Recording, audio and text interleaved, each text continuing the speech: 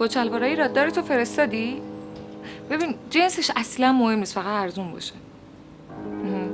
ارزون ترین بادی اسپلشی هم که داری و میخوام.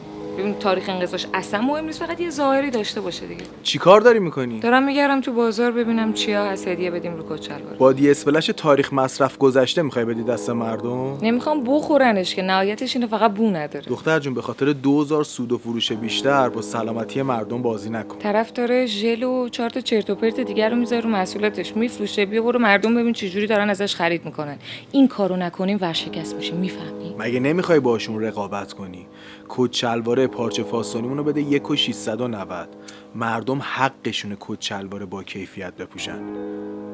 به همه مشتریامون هم 1 سال ضمانت میدی بابت پارچه‌های کت.